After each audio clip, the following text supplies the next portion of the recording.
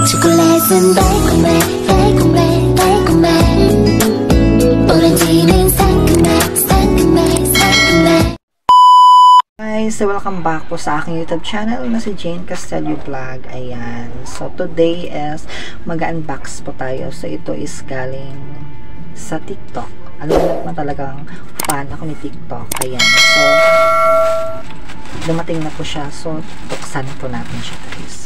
So isa to sa mga sa mga skincare ko na talagang gusto ko siya talagang mabili. Kasi trending kasi sa TikTok, guys. Sabi, nakaka-whiten daw to ng skin. So, try natin kung talagang legit siya. O, hindi ko naman natin try. Papakita ko lang sa inyo kung ano yung tsura niya and then kung ano magiging amoy niya. So, next time, syempre, gagamitin ko muna at saka tayo mag-review. So, ayan. Ang ganda ng packaging kasi kailangan kasi baka mababasag, diba? Ang gandang galing bubble wrap. So, ito yung gusto ko kasi yung ito lang muna yung nabili ko kasi may partner talaga siya. So, hindi ko nabili yung partner niya. So, nakakalighten kasi ito ng skin. Kaya sabi ko, gusto ko. Kasi alam mo, whitening gusto ko talaga siya. Ayan, si Bonita Oil. Bonita Oil po siya. So, dito nilagay ko na para makita nyo, guys. Ayan. So, meron siyang may mga ganito. May mga product siya. May mga dito, may mga iba-iba pang mga product nila na Bonita Sunflower Collagen Forming Body Oil SPF. Meron siyang SPF na 30, guys. So ito, guys, is lang natin siya ganon mo siya and then papayad mo sa katawan mo. And then, especially po yung sa mga dark area like sa mga kilikili, sa mga singit, pwede siya. So, kaya sabi ko, mag-order ako sa kanila. Ako magbigay ng review sa inyo kung talagang mag-e-effect siya sa akin. Ito siya. Ganda! So, meron siyang guys, may collagen, may forming body oil, SPF 30. And then, sa likod meron siya mga dito yung expiration. 2027 pa naman. Matagal pa siya, magtagang buhay. And then, ako, ang gusto kong gumamit nito talaga, gamitin ko siya with whitening na lotion kasi maganda yung magiging effect niya.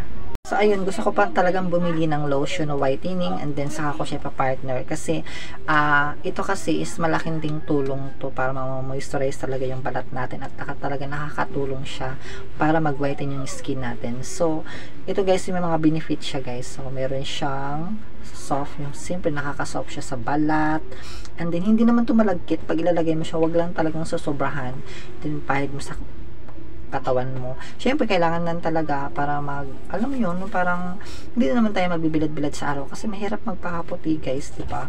So, kailangan hindi tayo lagi nagbibilad sa araw para maiwasan yung pangingitim. Siyempre, lagi din tayo naliligo araw-araw and then, pagdating sa gabi, kung hindi man tayo naliligo sa gabi, siyempre, mag-half bath tayo. So, saka tayo mag-half bath, o after natin mag-half bath, maglagay na tayo nito kasi dapat day and night ang lagay natin nito at syempre lagi consistent yung pag-a-apply natin nito pag ganun. So makikita mo talaga yung magiging result natin. So andyan, ito yung mga reviews niya, guys. Ayan, napapanood ko naman talaga, nababasa ko naman lahat ng mga reviews niya. Maganda naman yung magiging effect nito. So, ako hindi pa talaga ako magbibigay ng bonggang reviews kasi hindi ko pa naman talaga siya na-try. Pero ang alam ko talaga, pag mga ganito talaga is nakaka-whiten talaga ng skin. Oo, kasi may friend ako talaga na talaga, nakasubok na talaga nito. Sabi ko, mag-try ako.